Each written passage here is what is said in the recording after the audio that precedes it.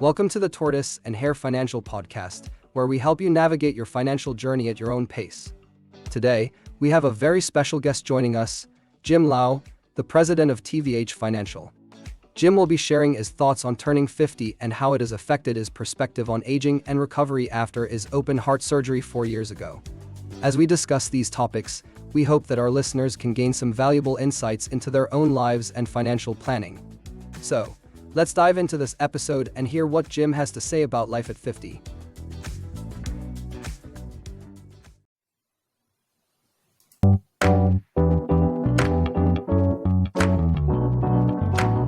Powered by Riverside.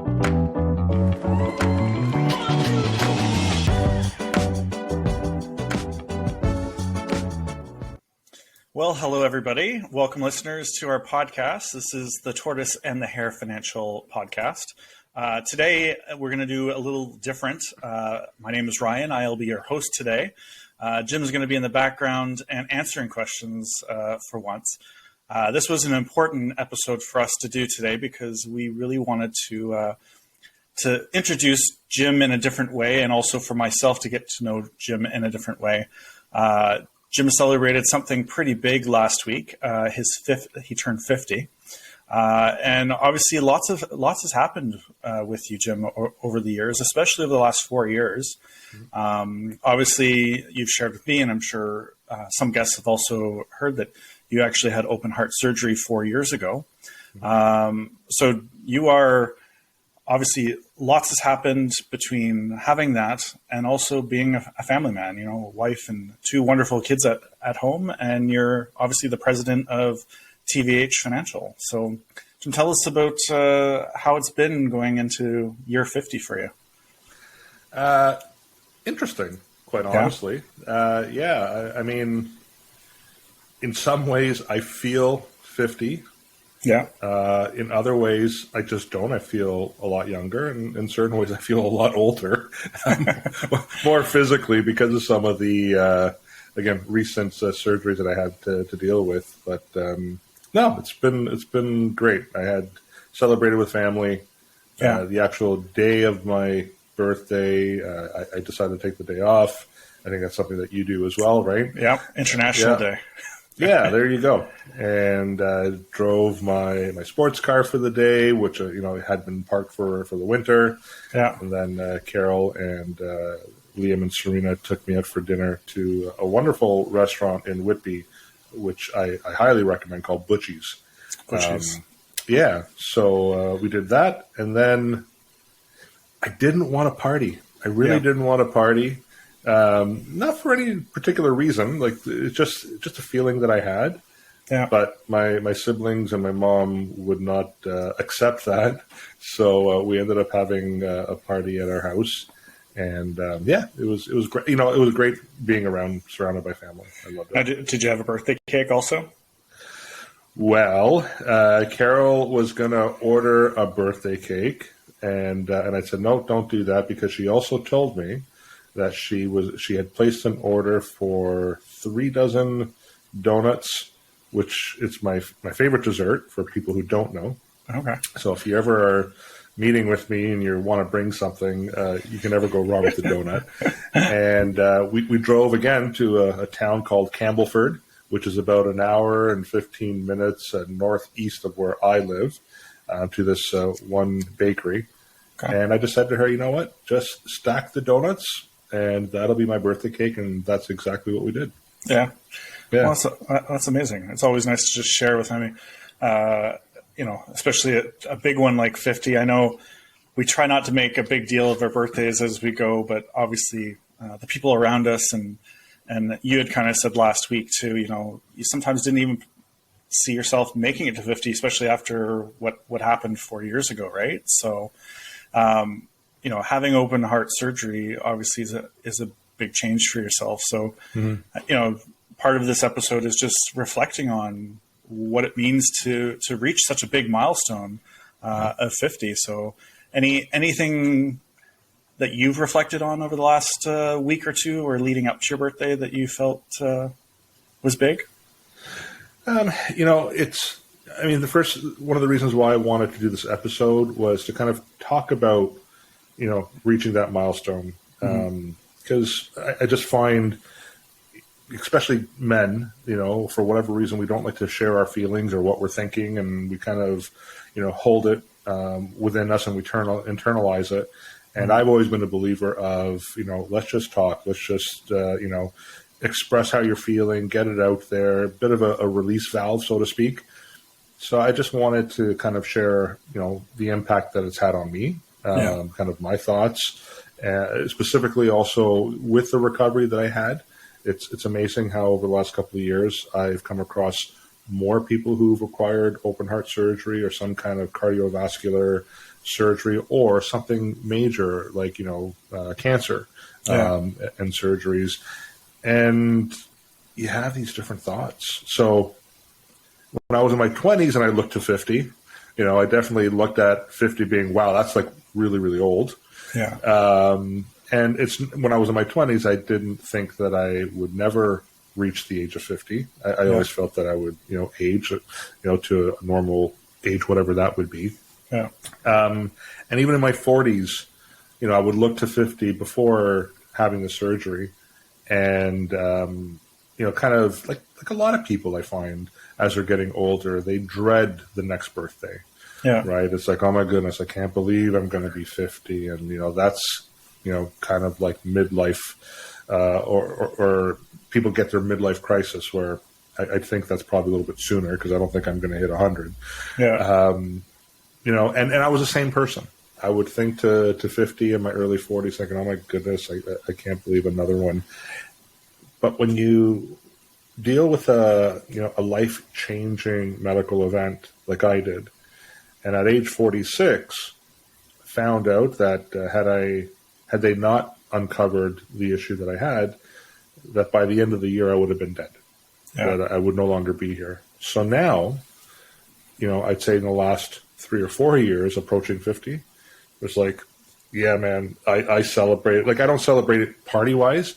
I don't complain about it. I don't complain about the aches and pains that you get a little bit more each year as you get a little bit older. I look forward to it. I really do.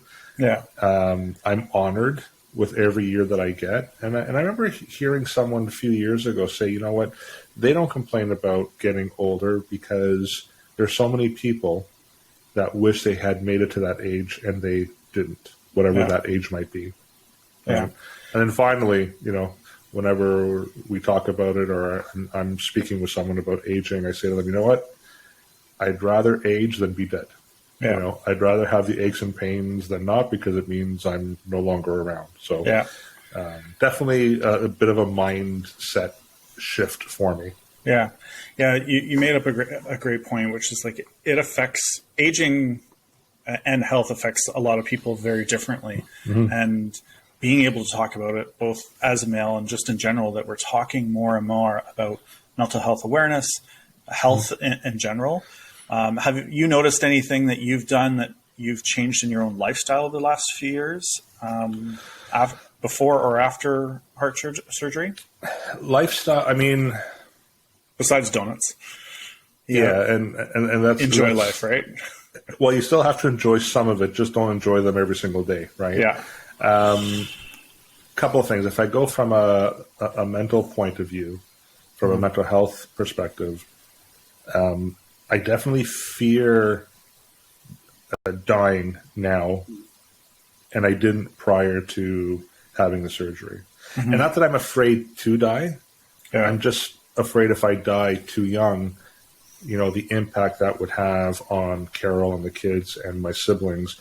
And not even so much the financial impact because, I have the insurance and I've done my own planning. And so from a financial point of view, they would be okay. They would be fine. Yeah. And be able to maintain their current standard of living. But I think about Serena, who's going to be 18 in September, starting on the journey, her university journey, then hopefully med school after that. Yeah. Liam, who's turning 14, still, he's really now turning into a young man, and I'm starting to see that and to think, him not having his father around, that actually scares me. Yeah. It never did before. It really didn't. But that really concerns me. So I think about dying a lot more now and since the surgery. Yeah. And in my mind, I'm thinking, once they're set and self-sufficient, I think that fear would probably go away because I know that they would be taken care of. Yeah. Although the other fear that would creep in is, leaving Carol alone and behind in her older years. Yeah.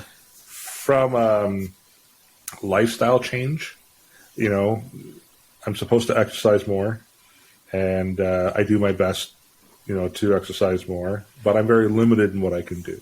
Yeah. I used to be Mr. Hockey and played lots of hockey and soccer and mountain biked and dragon boated and all kinds of things. And now I'm pretty much limited to going for a swim and a bicycle ride.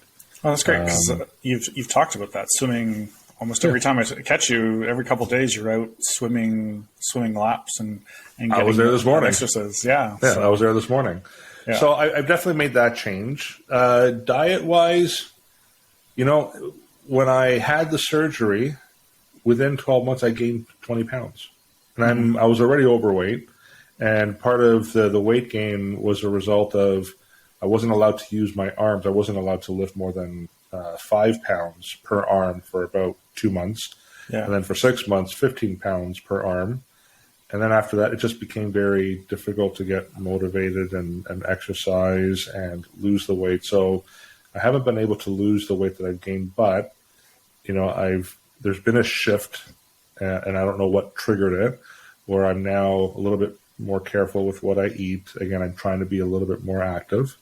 Yeah. And then the one big question that I've had is, well, Jim, you had open heart surgery, but yet you're still smoking cigars. Yeah. And so I'm just going to throw it out there because I know people have wondered and they don't like to ask. I'll usually just say to them, and they're like, "Oh, I've been wondering about that."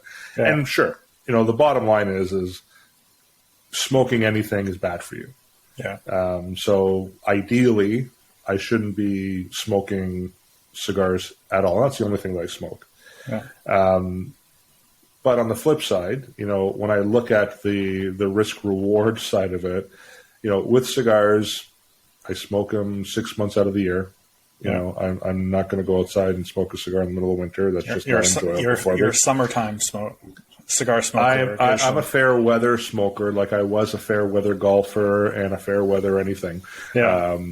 So definitely a fair weather smoker. Yeah. The other part of it too is you don't inhale cigars like you would, people who smoke marijuana or cigarettes. That's something you inhale and you're passing all that smoke through your body. Yeah. You still get the residual. About 10% of the smoke will make it in your system. Yeah.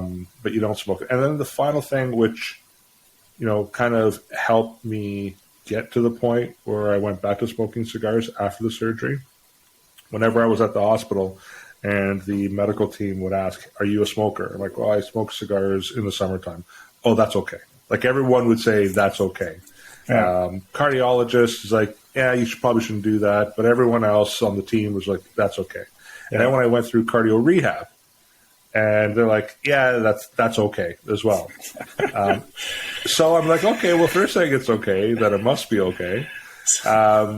But, finally what had happened during my cardio rehab, I would do it once a week for the first year during my recovery. Yeah. And part of the rehab was you'd have an educational component the first 30 minutes, and then you would do your cardio and resistance training afterwards. So, one of the sessions, they had one of their therapists there, and they said, we're not supposed to, say it's okay to smoke. Said, but, for a lot of people, sometimes they are just an occasional smoker, and it's something that after work they get home, and they were referring to cigarettes mostly, but it's a way of them to reduce their stress. Was to have that cigar with a glass of wine or whatever. Yeah. And in that instance, they're like, you really shouldn't, but stress is really the trigger of having heart attacks and strokes. So like in that situation, we would say we would be okay with that. Just don't smoke a lot of cigarettes, right? And I would find, and I think I shared this with you too, or maybe with someone else recently, I have my phone and track my heart rate and everything, or sorry, my watch tracks my heart rate. And a lot of times my heart rate is usually in the high 80s, low 90s. Yeah. But it'd be amazing whenever I'd sit down and have a cigar for an hour. Sometimes I would remember, I should look back at my heart rate, because my concern would be, did it elevate my heart rate? Yeah. And it actually did the opposite. I would see that the average during that 1 hour would be in like the high 50s, low 60s. So it's almost like cigar smoking has become your own meditation, really, right? It's your time to truly mentally wind yourself down throughout the day, right? So, well, again, a lot of the activities that I loved that would help me de-stress, I can't do anymore. Yeah. So this is one of the activities that I can still do that helps me to, again, it's my outlet. It helps me to de-stress. Yeah. Well, we're not going to be giving major health advice, but it was something that I've been listening to. It's called a book is called You, and it's a manual about your own body. And one of the things it was actually talking about today was some of the key factors, and stress being one of the biggest ones. Yeah. And that if we even take a few minutes every day to sit down, breathe, reflect, and for yourself, as you've kind of pointed out, being able to sit back and enjoy a cigar for yourself, it helps you bring down like everything that's going on in your mind, and just reflect on the moment and enjoy it in that moment, right? So, yeah, I mean, and for me too, my environment, I live in a place where, I have an acre of property. There's a forest in behind my home. So a lot of time, and the summer and late spring's my favorite, time of the year. Yeah. So I sit in the back deck, I fire up the cigar, I'll have my drink of choice, I'll have a little bit of music going on in the background, a little bit of blues, a little bit of, old, rock and roll, whatever it is. Yeah. And it literally, I just sit back and again, just, I'm in the moment, kind of release my thoughts, decompress. Yeah. And it's definitely been helpful. But it did take me a while to have my first cigar after my surgery. Yeah. So it was weird because I would, I definitely waited a few months to begin with. And my surgery was in May, which leads into my favorite time of the year, the summertime, where I would be doing a lot of these things, right? And there were some moments, I would say in August, I would start to wake up thinking, I think today I'm going to try having a cigar. And I would, in my mind, I'm like, I'm doing this today. And I would go downstairs and I'd get to the humidor and I'd open the humidor. And there was just this, it wasn't fear. I don't even know if it was guilt, but it was just like, no, not yet. And I wouldn't be able to do it. Yeah. And I think it took me until about mid-September where I had actually one of our employees at TvH Group, he had gone to, I believe it was Cuba, and he brought back just some small little Romeo and Julietas for me. And they're one of my favorites. Yeah. And I was at my brother's house mid-September, and I'm just like, I'm gonna do it now. Yeah. And had that first puff, and I was back to the bad habit. And I didn't die, because you take a puff, you're like, you're waiting for the heart attack or the stroke, and that didn't happen. So, and I'm still here 4 years later. Yeah. Well, again, after 4 years, after having heart surgery, obviously you've had a lot more time to reflect on some of the biggest impacts that have. Do you have any perspective on how life has truly changed for you coming out of that surgery or major trauma?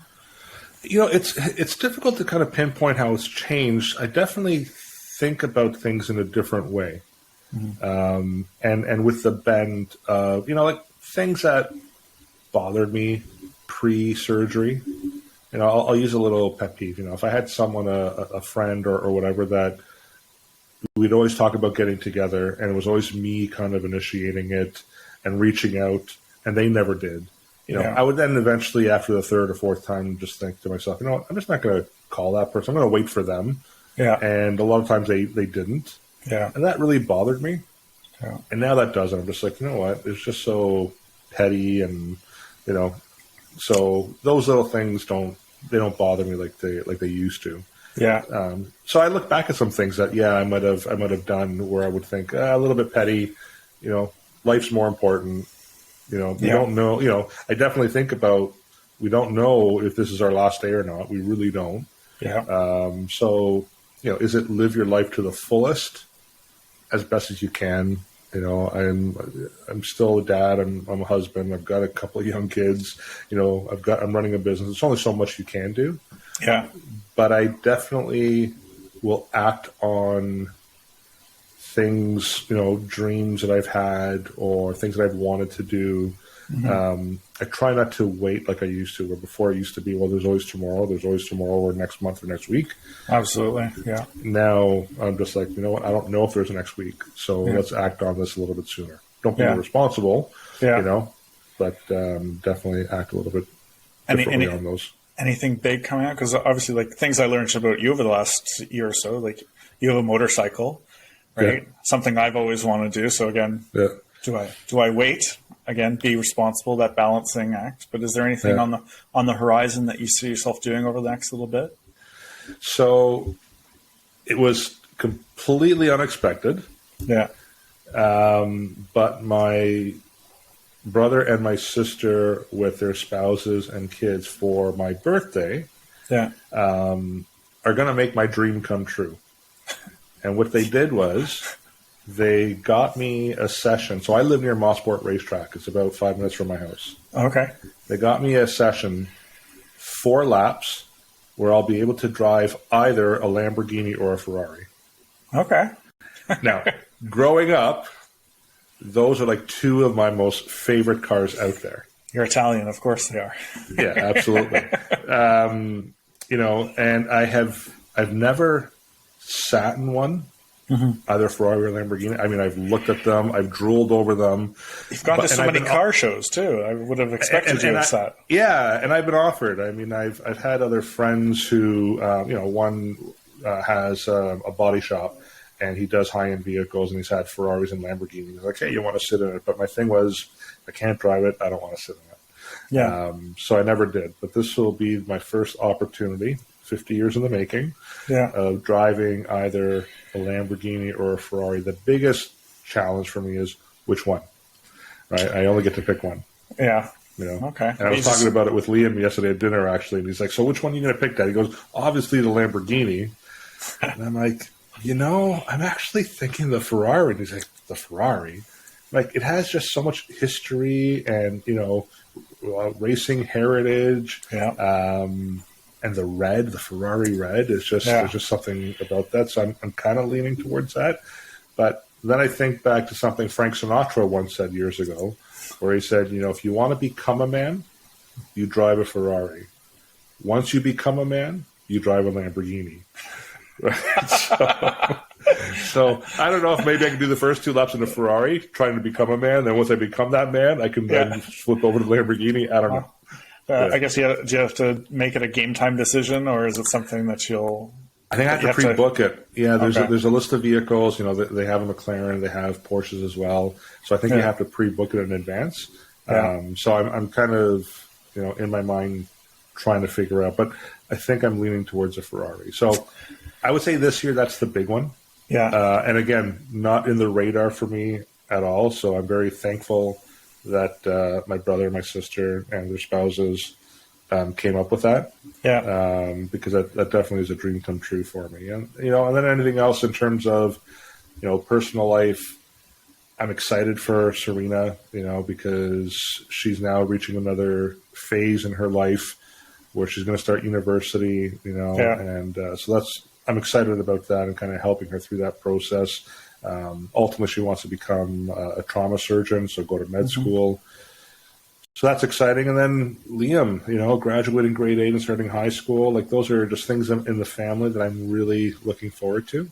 Yeah. And I think just trying to spend more time with family and friends. Yeah. I'm more mindful of that. That's become definitely a lot more important. And it doesn't have to be, we have to go out and do something somewhere. Yeah. Just come to the house, light a fire in the backyard, sit back, smoke a cigar, whatever, and just be together. You know? So those are the things that are upcoming this year. Yeah. And at some point, I want to get back to doing a nice road trip and heading to the Rockies again and East Coast. I mean, I'd like to go back to the East Coast too. Yeah. You plan on doing this in a bus, an RV, in a van? How are you planning on doing your travels throughout Canada? Well, for a few years, before the surgery, Carol and I were really looking at buying a motorhome.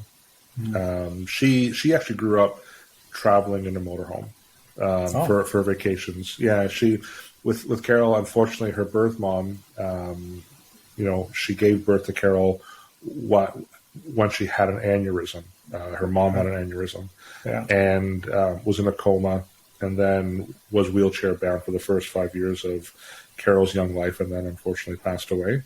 So my father-in-law is like, if I've got to travel and take my spouse and my daughter, I literally needed everything, including the kitchen sink. So he went out and actually bought a motorhome. Yeah. And Carol she says to me, she's like, those were some of the best times in her life, seeing the mountains and the ocean and the lakes and whatever. So we were planning on doing that. And then, the open heart surgery happened. So it's just like, well, that's not going to happen. And then the following year, we went to the motorhome shows and the RV shows, and we've narrowed it down to a couple, and COVID happened. And we're like, okay, well, we're not traveling with COVID. And then when that started to kind of settle down, we decided to switch from an RV to maybe getting a camper trailer. So last spring, we were this close to getting a camper trailer, and then Serena announced, yeah, guys, I think I'm doing summer school this year because I want to get a couple of credits out of the way to get me ready for grade 12 and ultimately university. So well, that's out of the picture now. And with this year, again, with a lot of the changes. So unfortunately, there's some things that they've had to be kind of, delayed, just more because of life than anything else. But I'm thinking, I think at some point when Carol and I decide to slow down again, I don't think I'm ever going to completely retire, and that's why you're in the picture as well. I don't know if you knew that, but I'm telling you that now. But I think one of the things that we might do is sell the house, and because we're not going to need the space, and buy a motorhome, and maybe get a small little bungalow or a condo, and do that. Travel and then kind of have our home base when we want to reconnect with our family.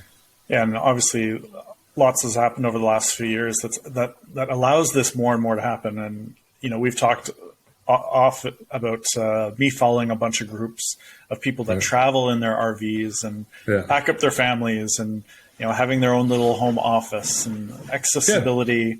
We talked about Starlink and how the ability to basically be connected no matter where you are in the world. And being able to see large portions, because we have a beautiful country, and absolutely, I've been pretty much all over Canada, and I've been pretty much everywhere in the U.S. And traveling and seeing all the amazing places that there are in the world. My grandfather had an RV, so I guess it's mildly in my blood. But I should at some point resort to RVs, traveling across Ontario and Canada and the U.S. and wherever else it takes us, right? So, well, here's the thing. You get an RV. Yeah. We'll get an RV. Yeah. And I know with Carol, we'll have to do some value village shopping. Nice. Or hopping. So we might get some really good finds. I know that's one of your favorite things to do as well. Yeah. So we could turn that into a wonderful trip. And you can turn it into a small business. I've met many people that go value village and garage sale shopping just to find little trinkets and and resell them on eBay and whatnot. So that's what Carol's actually planning on doing. So she's focusing right now on wallets and leather bags. Okay. And she'll come home. She's like, like this bag here, $5 at Value Village, and on eBay it's selling for like 60. Yeah. So she's thinking of doing that. Yeah. Right? And more of a hobby. I don't think she's thinking it's a big business for her. Yeah. But I think it's the find. Yeah. And I'm sure that's what you enjoy about it as well, is just finding that treasure. Yeah. So that's, you both have some similarities there for sure. Yeah.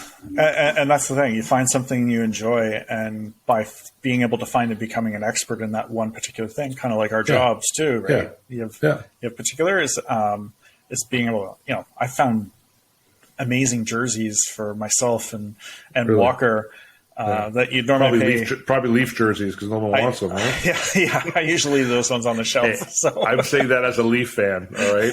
yes. So I guess that's something you're looking for. We've jokingly talked about this. You turning 50. Hopefully this is the year for the Leafs. I made the phone call. I've submitted the request to Shanahan. Okay. And I'm like, listen, I turned 50.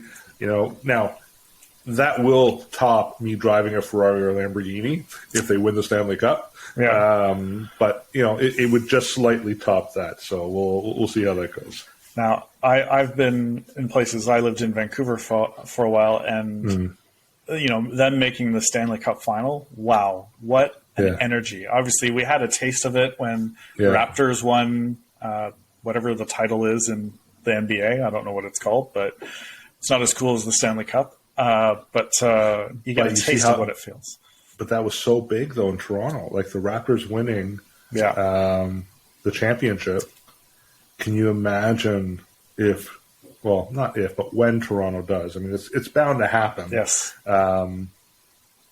It'll be crazy. Mm-hmm. So now I'm not a crowd person, so I don't think I would make my way downtown to enjoy that. I think I just maybe will get myself a more expensive cigar and enjoy that from the comfort of my own home.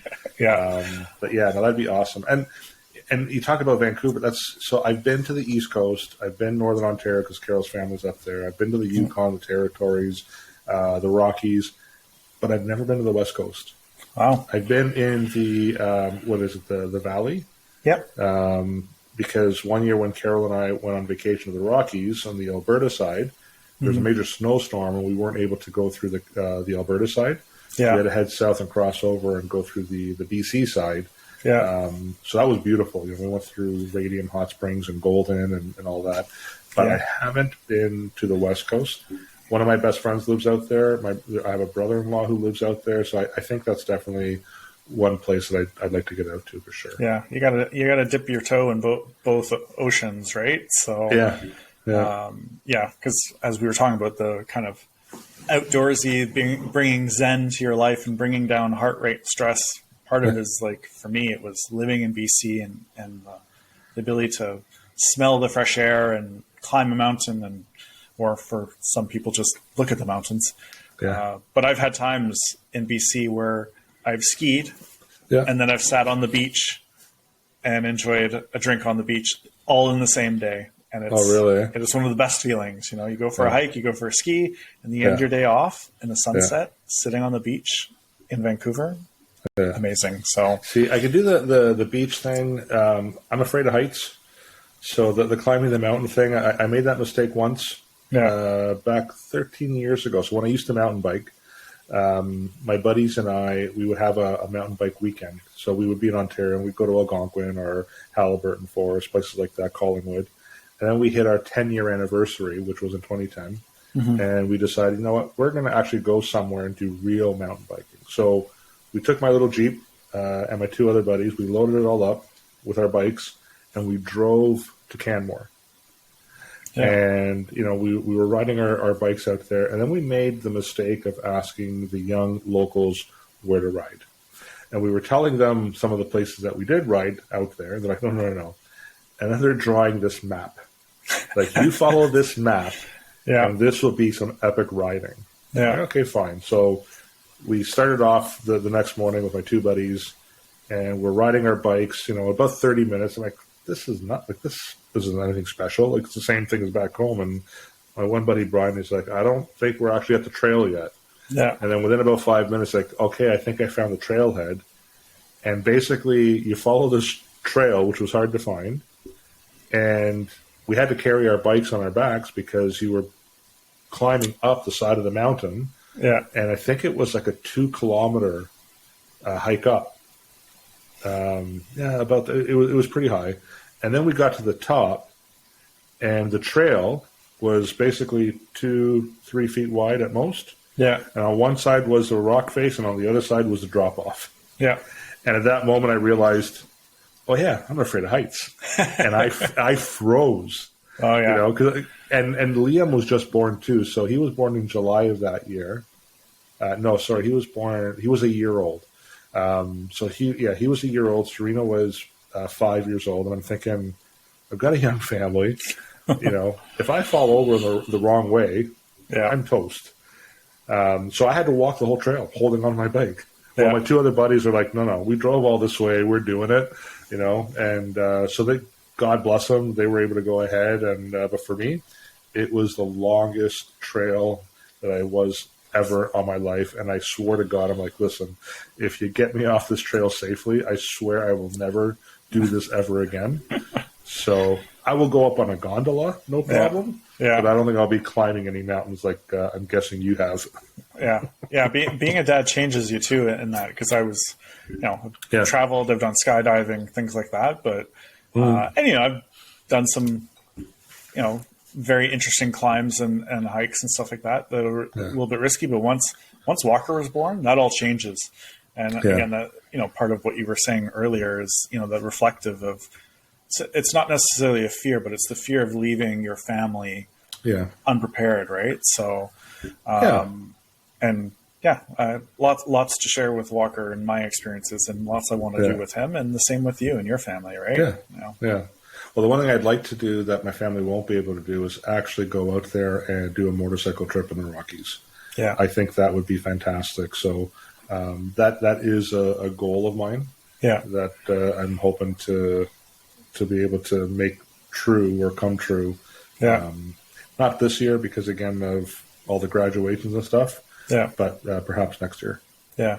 One of the movies that really got me interested in wanting to ride a bike is a movie called 1 Week.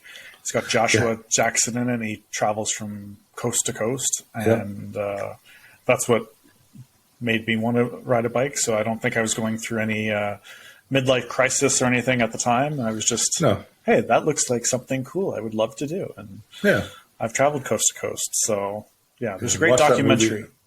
Great documentary with Ewan McGregor in it. Sorry, I say it the way. And his buddy, I can't remember what it's called right now. Charlie Borman. That's it. So long way round, long way up, long way down. Yeah. I'm the last one. I don't know if you watched the last one. They did electric bikes. Like that just, I get the torque and all that stuff, but there's no vroom vroom sound. So I was waiting for them to get the hockey cards and put it on the back spoke. Did you ever do that? Yes. to kind of stimulate them. Exactly. I was waiting for that, but that never happened. So I was I was a little disappointed with the last one, but that would be epic to do something like that as well. Well, obviously you've been through a lot. There's something, having met you and been able to get to know you as a friend and as a colleague, you've been able to share a lot, even over the last couple of years that we've been kind of working together and getting to know each other. Is there any insights that you'd love to share with anybody out there having gone through such a big traumatic experience, something that they can kind of take away and hopefully help them or perhaps help a family member? Yeah, you know what? I mean, some of the people that recently I came across who I knew were going into open heart surgery, the family members will say things, the person who's going to have the surgery may say things like, I'm going to die, I'm afraid. They're very negative about it. Mm-hmm. And the family members would say things like, don't think that way. You got to think differently. You got to be positive. And I think I probably, on the other side of it, as a family member, would have said those things to someone going into a major surgery like that. Yeah. But now that I'm the one who went into the surgery, I felt those feelings. Yeah. So to say to someone, don't think that way and be positive and you'll be fine, you'll get out. They're scared. Yeah. Like they literally don't know that once they put them to sleep, if they are going to wake up. That's how I felt. Yeah. And I'm a positive person. I'm not a negative person. I'm naturally an internal optimist, and it's weird. You talk about Zen, but the feeling that comes over me, I've had multiple surgeries. I've had my knees, operated on. I had my hip replaced. I had a gallbladder removed, the open heart surgery. And a lot of times I have people, say to me, are you afraid? Are you afraid going into surgery and, and not making it? Mm-hmm. And I can honestly say not once was I ever afraid, because, when I'm in that OR and I can hear the beeping and I can hear the activity that's happening, at that point, there's nothing you could do. You are literally trusting the professionals in that OR that they're going to do everything that they possibly can to make sure that there's a positive outcome. Yeah. So, and I still remember, when they pulled me out of the room and they were going to bring me down to the OR, and I was, in the hospital. I was in the bed, and I was very emotional. I couldn't control my emotions. And I remember my mom, she was there with me, and she's like, it's okay. Like, I know you're scared, and it's okay to be scared. And I looked at her and said, I'm actually not scared. I'm not afraid of the surgery. Mm-hmm. And she was, saying to me, well, you're upset. I can see you're crying. Like, obviously you must be scared. I'm like, that's not why I'm crying. And she's like, then what are you crying about? But I know the work that's coming ahead of me after I wake up from the surgery. Yeah. Because I've had to go through, again, when you have a hip replacement, it's very traumatic to the body. And I thought that was the hardest thing that I had to do physically. But that was nothing compared to recovering from open heart surgery, because the hip replacement was more a physical trauma. Mm-hmm. The open heart surgery is very emotional. It's physical. Yeah. There's a lot, because you're literally going to bed. I was going to bed every night for the first, I would say, 8 months after the surgery, not knowing if I was going to wake up the next morning. Like, that's the thoughts that are in your head. So I knew the recovery was going to be very, very hard, and it was. Mm-hmm. Thankfully, I was surrounded by, amazing family and friends. Carol, my goodness, I mean, I can't repay her for what she did. It's impossible. Mm-hmm. But it's funny because, when we first got married, she was the one that had major surgeries. And, some of them, she almost didn't make it through, and, long recoveries. And I remember her saying to me, I'm just returning the favor. Mm-hmm. Like, this is how you helped me get through it, and I'm returning the favor. I'm like, that was never in the plan. Like, I never thought that one day that you were going to return the favor. Yeah. But, she did. And, I was very, very blessed. So I would just say, for the person heading into it, whatever you're feeling, feel it. Yeah. And, it's great to talk to family and friends. The problem sometimes when you're talking to family and friends is they're feeling the pain, they're feeling the fear with you. Yeah. So they don't know what to say. They don't know what to do. And sometimes it just kind of fuel what you're feeling. Yeah. I would say seek out someone who's maybe not emotionally attached the same way, or someone who has experienced a similar situation. Yeah. And talk to them about how you're feeling, because they'll either sit there and say, yeah, that's exactly how I felt. That's, you're not wrong in feeling that way or thinking that way. Yeah. And to the family members, again, because I know that they feel helpless. Mm-hmm. Just listen to what they're saying. Don't try to offer a solution, because there is no solution. Just hear them out, and don't tell them that they shouldn't think a certain way and they shouldn't be, acting a certain way, because until you've been in those shoes, you really don't understand what the emotions are. Yeah. So, and the other thing that I did too, which was great for my family, and it was the hospital that actually helped me with this, was the night before my surgery, I had to sit in this meeting room and watch a video about, here's what to expect with what's going to happen with your surgery, and, pre, during, post. And one of the things that they did was they showed us a video of a person who just came out of the OR, mm-hmm. and what they looked like. Yeah. And, 7, 8 different tubes and wires sticking out of your body and all that. And so they had said, whatever family member is going to be there in the ICU, mm-hmm.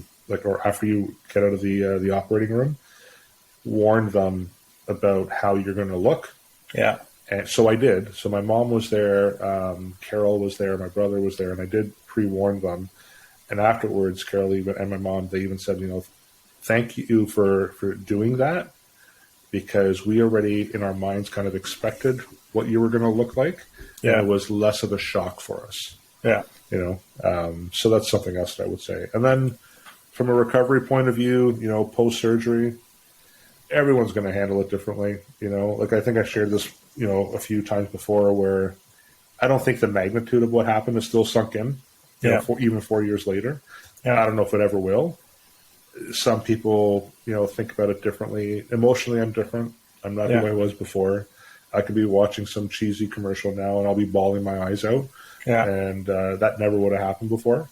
Mm-hmm. But we were also warned that, your mind changes a little bit, and you do become a little bit more emotional because, again, you feel things differently. You can relate to certain situations at a different level now. Yeah.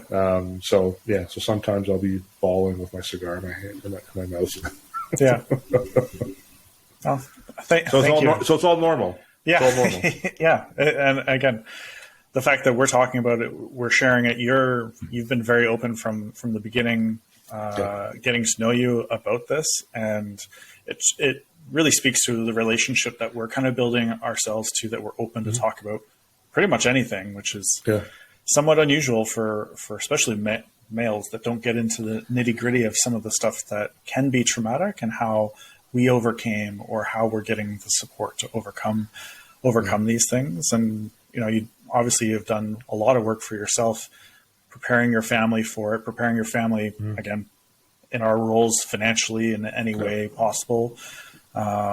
It's really great that to see you come out, and that you're still, as you said, still continuing to work on it yourself. And it's a journey for everybody, right? So, and on that note, I had a thought and I just forgot about it. So keep talking, and hopefully it'll come back to me. Yeah. Well, Part of recovering from a traumatic surgery, right? Yeah. Yeah. So having brain blocks of things that are going on. Well, that, and also turning 50, the combination of the two. Absolutely. I keep saying to Carol, I'm like, we're like computers, and the hard drive is filling up. So there's less space in there now. Yeah. Well, as you were saying before too, it's like dumping some of the information that isn't important anymore, that we realize we sometimes spend our lives worrying about, or just pining over, that we can just let those things go and leave room for the love and the things that are most important in our lives. I just remembered. Thank you. So talking about the situation and being open about it, again, people have different thoughts behind that. I know some people who are, going to be dealing with some major surgery, and they don't want anyone to know, and they keep it quiet. And I was the opposite. I know I'd have Carol ask me, it's like, do you want me to share this with people? Like, how private do you want it? I said, no, tell whomever, and I don't care. You can give them all the details. Yeah. I literally had, at the time, less than 24 hours from when I found out I needed the surgery to the actual surgery, to kind of put my stuff in order, before I had the surgery. So I put a video together, and I posted it on LinkedIn and Facebook and Twitter, and I sent it out through my contact list and the email, so everyone knew what was about to happen. Yeah. And part of it was, again, so that, it wasn't this kind of hush-hush secret thing like what was happening in the gym. Yeah. I just wanted people to know.